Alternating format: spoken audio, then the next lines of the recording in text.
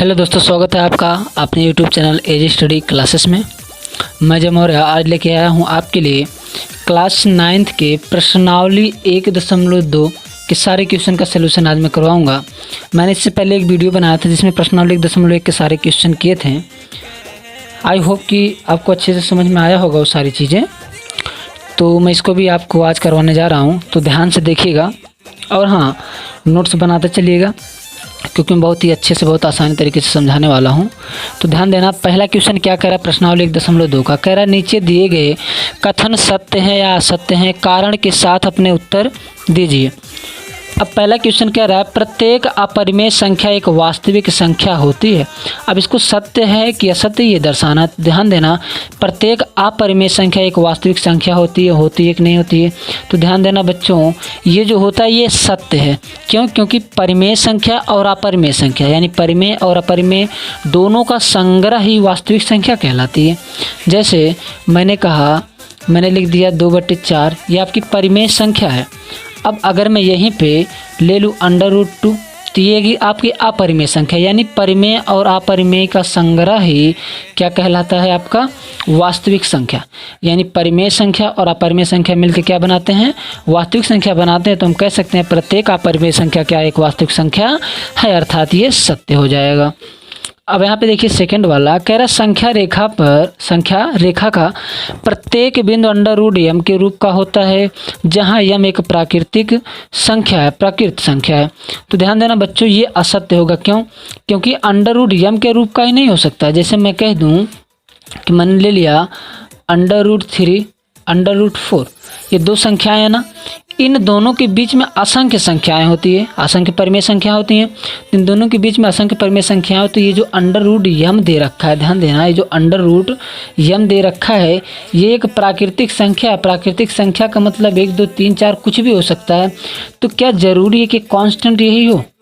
अगर यहाँ पे मैंने कहा √m का मान 4 है तो क्या सभी √4 ही होंगे? ऐसा तो नहीं है ना। कोई √3 हो सकता है, कोई √3.1 हो सकता है। तो अलग अलग हो सकते हैं, तो क्या हो जाएगा, असत्य हो जाएगा। इसके बाद ध्यान देना, क्वेश्चन नंबर 3 कह रहा है प्रत्येक वास्तविक संख्या एक अपरिमेय संख्या है। क्या प्रत्येक वास्तविक संख्या एक अपरिमेय संख्या? असत्य है। क्यों? क्योंकि ध्यान देना, मैंने पहले क्वेश्चन में आपको बता दिया कि परिमेय संख्या और अपरिमेय संख्या का संग्रह ही वास्तविक संख्या कहलाता है। यानी अपरिमेय और परिमेय दोनों मिलते हैं तब वास्तविक होता है। तो हम ऐसा थोड़ी ना कह सकते हैं केवल अपरिमेय संख्या ही वास्तविक संख्या होती है। तो ये भी क्या हो जाएगा, असत्य हो जाएगा। इसके बाद देखिएगा, बढ़ते हैं अगले क्वेश्चन की तरफ। कह रहा है क्या सभी धनात्मक पूर्णांक का मतलब ये प्लस में होना चाहिए, नेगेटिव में नहीं, यानी कि माइनस में नहीं होना चाहिए। तो क्या सभी धनात्मक पूर्णांकों के वर्गमूल अपरिमेय होते हैं? यदि नहीं तो एक ऐसी संख्या के वर्गमूल का उदाहरण दीजिए जो एक परिमेय संख्या है।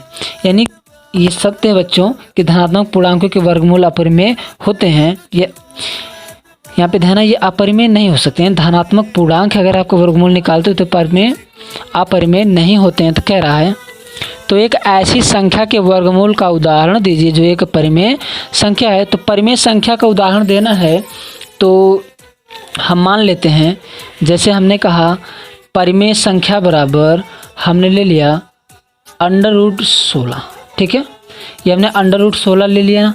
अब √16 अगर हमने ये लिया है तो हम क्या कह सकते हैं, √16 बराबर 4 कह सकते कि नहीं कह सकते? यही तो कह रहा है क्या सभी धनात्मक पूर्णांकों के वर्गमूल अपरिमेय होते हैं? यदि नहीं तो एक ऐसी संख्या के वर्गमूल का उदाहरण लीजिए जो एक परिमेय संख्या है। तो आप उदाहरण क्या लोगे? उदाहरण देखो, मान लिया कि √16 ले लिया। अब इस 16 का आप वर्गमूल निकाल सकते हो कि नहीं निकाल सकते हो? निकाल सकते हो। कितना आएगा, 4। अगर आपको वर्गमूल नहीं निकालना आता तो मैं तो यहाँ थोड़े से शार्ट में बता देता हूँ। 16 है ना, तो बच्चों इसका आप एलसीएम निकालोगे, लास्ट 8 बार कटेगा, फिर 2 से ये 4 बार कटेगा, फिर 2 से 2 बार कटेगा, फिर 2 से 1 बार कट जाएगा पूरी तरह से।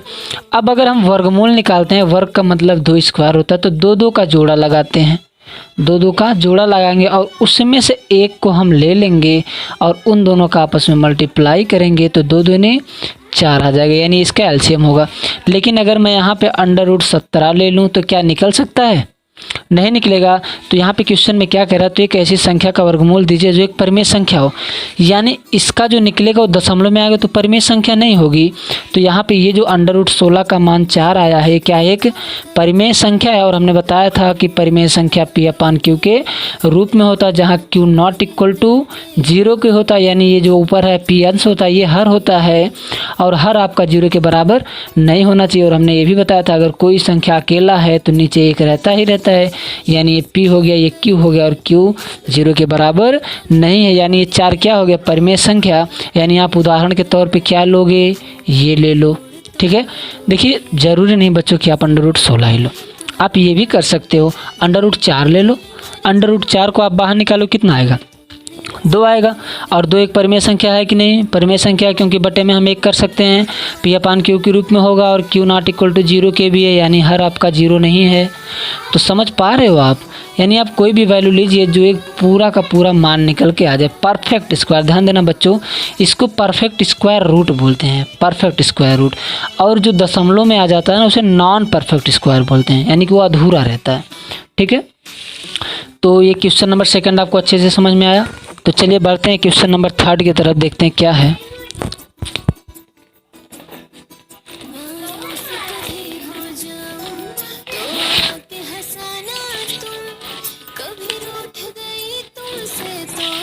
देखिएगा, देखिए बच्चों क्वेश्चन नंबर 3 क्या कह रहा है, कह रहा है दिखाइए कि संख्या रेखा पर √5 को किस प्रकार निरूपित किया जा सकता है। यहाँ पे ध्यान देना, नीचे क्वेश्चन नंबर 4 दिया है, इसका सारा सोल्यूशन दिया, आप इसको पढ़ के समझ सकते हो। ठीक है, 3 तक आपको लगाना था तो 3 तक मैं बता दे रहा हूँ। कह रहा दिखाइए कि संख्या रेखा पर √5 को किस प्रकार निरूपित किया जा सकता है, यानी संख्या रेखा पर √5। अब बताइएगा, संख्या रेखा की बात हो रही है तो संख्या रेखा का मतलब क्या, कोई एक रेखा होगी और उसी रेखा पर √5 दर्शाना है। तो इसको मैं थोड़ा सा आपको समझाने का प्रयास करूं तो ध्यान देना बच्चों, संख्या रेखा की बात कर दिया जाए तो ये जैसे एक रेखा मैंने ले लिया ना, ये कोई रेखा हो गई A और B, क्लियर है। अब अगर मैं कह दूं इस रेखा पर, इस संख्या रेखा पर मैंने कहा 5 दर्शा दो, तो अब 5 दर्शाने की बात करूंगा तो आप पटरी लोगे, पटरी लेके पटरी में क्या 5 सेंटीमीटर, ऐसे पटरी यहाँ से यहाँ तक रख के 5 सेंटीमीटर पर टिक मार दोगे और आप यहाँ पे कोई पॉइंट रख दोगे, कहोगे ये हो गया ये भाग, यानी A से C तक का भाग क्या है, 5 सेंटीमीटर। क्लियर है, तो आप इस तरह से दर्शाओगे। लेकिन ध्यान देना बच्चों, यहाँ पे जो क्वेश्चन कह रहा है क्या दर्शाना है आपको, √5। आप बुक आपके पास होगा, आप क्वेश्चन देखे चलिए। ये तो कह रहा है संख्या रेखा पर √5 को दर्शाइए, यानी 5 को दर्शाने का मतलब ये है बच्चों कि 5 मात्रक होना चाहिए। देखिए मीटर सेंटीमीटर नहीं दिया ना, तो मैं एग्जाम्पल के तौर पर देता हूँ। मान लो कि अगर सेंटीमीटर 5 कहता है तो आप एक रेखा ले लेंगे AB और 5 माप के डायरेक्ट रख देंगे। लेकिन बच्चों ये 5 क्या परफेक्ट है ये वाला √ में, परफेक्ट नहीं, नॉन परफेक्ट है ना, ये परफेक्ट इसलिए हमने कर दिया। हमारे पास पटरी में आपके स्केल्स में वैल्यू होती है तो आप रख सकते हो, लेकिन ये √ कैसे निकालें। तो एक बात बताओ, अगर मैं 5 सेंटीमीटर माप के कहीं पे भी ऐसे काट दूं तो यहाँ से यहाँ तक की दूरी 5 होगी कि नहीं होगी। जैसे मैंने यहाँ पे रखा, ऐसे घुमा दिया तो जितनी दूरी ये जाएगी वो 5 सेंटीमीटर ही तो जाएगी। तो ये √5 को करने का मतलब ये है, आप यहाँ पे क्या कर सकते हो, तो ध्यान देना, अगर हम पाइथागोरस परिमेय की बात करें तो पाइथागोरस परिमेय से हम इसको ला सकते हैं, क्योंकि स्केल्स में तो आपको मिलेगा नहीं। तो ध्यान देना बच्चों, अगर पाइथागोरस परिमेय की बात मैं करूं तो पाइथागोरस परिमेय के लिए क्या होना ज़रूरी है, इस तरह से होगा। और 1 डिग्री जो होती है वो 90 डिग्री होना आवश्यक है। अगर त्रिभुज में एक एंगल 90 डिग्री का नहीं हुआ तो आप पाइथागोरस परिमेय नहीं लगा सकते हो। ये 90 डिग्री के सामने की भुजा आपकी कर्ण होती है और जो ऊपर होती है ये लंब होती है और नीचे की भुजा जो होती है आपकी आधार होती है। अब अगर मैं पाइथागोरस परिमेय की बात करूं तो ध्यान देना, पाइथागोरस परिमेय, पाइथागोरस परिमेय बराबर होता है कर्ण का वर्ग इक्वल टू लंब का वर्ग प्लस आधार का वर्ग। तो ध्यान देना, ये रूल लगा के हम ये नियम निकाल सकते हैं। तो अगर हम कर्ण बराबर इतना सब कुछ होता है तो कर्ण का मान लाने के लिए अगर हमने मान लिया कि कर्ण को √5 लाना है, तो अभी अंडर रूट को साइड में थोड़ा रखिए। 5 लाना है तो 5 के लिए क्या होना चाहिए, अगर ये 2 होगा तो 2 का स्क्वायर होगा, प्लस अगर इसको 1 मान लूँ तो 1 का स्क्वायर हो गया, 2 दूनी 4 और 1 करना नहीं, 4 1 5 हो जाएगा। अब ये कर्ण का वर्ग अगर हटेगा, ये वर्ग का उल्टा वर्गमूल, तो इस पर रूट चला जाएगा कि नहीं चला जाएगा। तो ध्यान देना बच्चों, मैं सबसे पहले यानी कि एक वैल्यू आपको 2 लेनी है, एक वैल्यू आपको 1 लेनी है। तो हम यहाँ पे क्या करेंगे, सबसे प्रथम सर्वप्रथम ए बी, ध्यान देना क्या, ए बी एक हमने क्या खींचा, रेखा खींच लिया। अब ए बी एक रेखा खींचा, कितने मात्रक का, 2 मात्रक का। आप लिखोगे यहाँ पे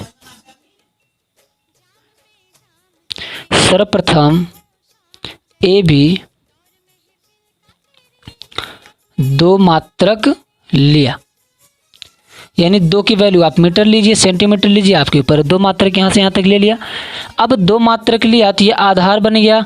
अब मैं अगर इसी बी पर एक लंब डाल दूं, ध्यान देना, मैं ए बी रेखा को क्या किया, मैंने थोड़ा सा बढ़ाया।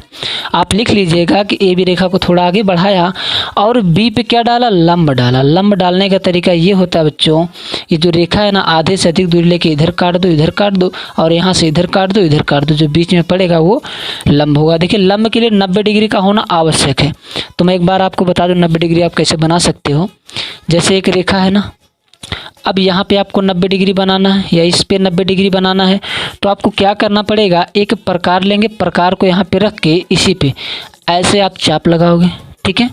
चाप लगाने के बाद उस चाप को चेंज मत कीजिए, यहाँ पे रख के एक बार काटिए, एक बार आप काटेंगे तो 60 डिग्री बनेगा। फिर इस पे प्रकार को रख के वही दूरी लेके एक बार और काटोगे तो ये 60 डिग्री फिर बन जाएगा। अब ये 60 यहाँ तक 60 यहाँ तक 120 हुआ ना, यानी बच्चों ये यहाँ तक 60 हुआ और यहाँ से यहाँ तक भी तो 60 है। अगर मैं इसका लंबसम द्विभाजक खींच दूँ तो यहाँ पे 30 बचेगा, यानी 60 ये 30 से 90 हो जाएगा कि नहीं हो जाएगा। तो यहाँ पे अगर मैं इसका खींचता हूँ लंबसम द्विभाजक तो क्या होगा, यहाँ पे यहाँ से काट दूंगा, यहाँ पे यहाँ से, और यहाँ से जाते हुए रेखा खींच दूंगा, तो ये जो दूरी बच जाएगी कितनी बच जाएगी, 90 डिग्री बच जाएगी। तो ध्यान देना, यहाँ पे मैं यही करने वाला हूँ। यहाँ पे एक लंब डाला, मान लिया कि ओ बी ए बी पे क्या डाला, लंब डाला। अब लंब डाला तो हमने क्या किया, ए और ओ को मिला दिया, ए ओ को मिलाया।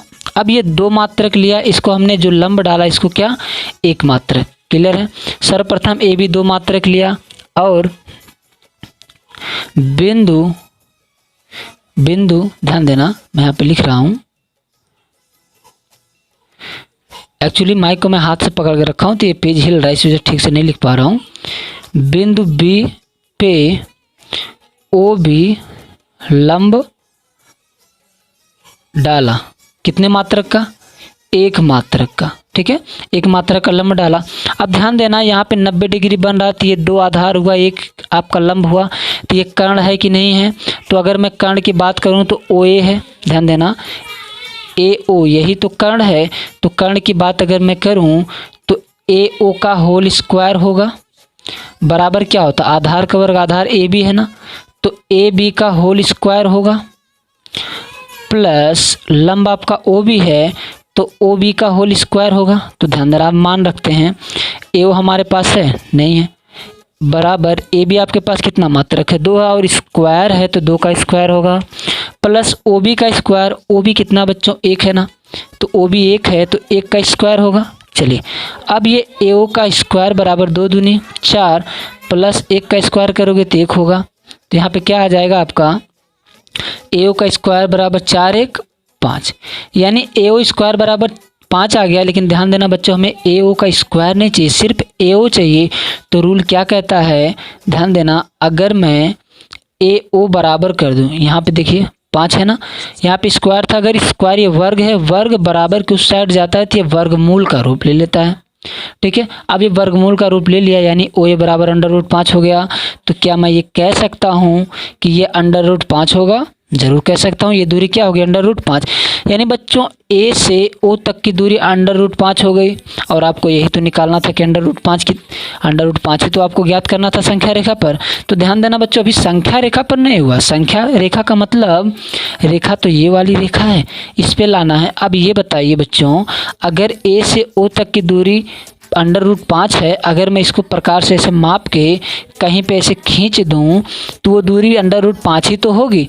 तो आपको करना क्या है, प्रकार को ए पे रख के ए से ओ की दूरी मापने के बाद आप यहीं पे ऐसे एक चाप लगा देंगे। देखिएगा ऐसे इसी पे रख के ना ऐसे एक चाप लगा देंगे इस तरह से, ठीक है।